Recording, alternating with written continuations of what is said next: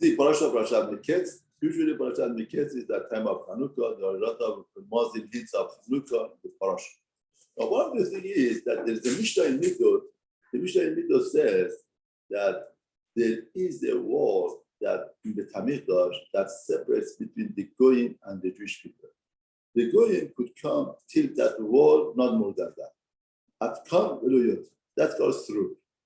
Now, we say that time of Hashmonaim, the Greeks, the Yavanim, they made 13 breaches in that wall.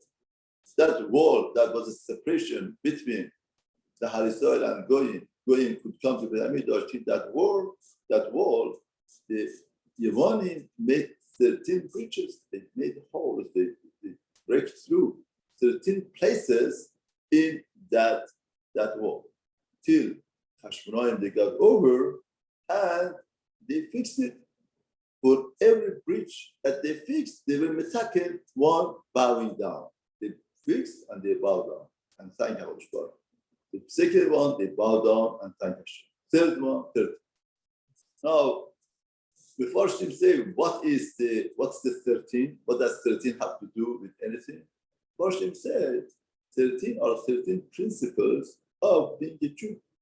The Jew has to believe 13 principles to be a Jew. Like Rambam says, if somebody doesn't believe one of them, it's not a Jew. It's not a Jew. Being a Jew, you have to believe 13 principles. Now, Yavanim, they were preaching these 13 principles to say we are universality, we are all together, popularity. You know, what is being said right now? We are together, but it's the same. They wanted to destroy that wall of separation. And that is what destroys Am Yisrael. They decreed against learning Torah, against the mitzvot. They wanted to take out that. And that was the plan of Yavan. Yavan didn't destroy the Hamikdash. Just the opposite. He wanted to embrace the Hal Yisrael within themselves, that the Hal Yisrael become part of the Mityavenim. They should become Mityavenim. And that was all plan of Yavan. Yavan believes in Avodah Zarah, and the Hal Yisrael, they believe in Torah. It's interesting that in the Parsha says, Paro Kollel. Paro had a dream. Now, where? Where is he in his dream?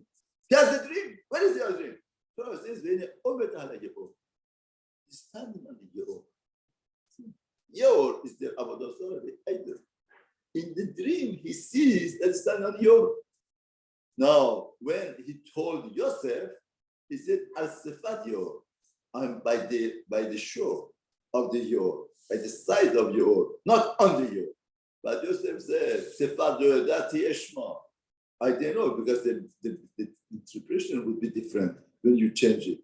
But Sefat Yoyadati, I didn't know. Hashem made me to understand that he was. Now, what's the significance of being on the Yor or on the side of the Yor?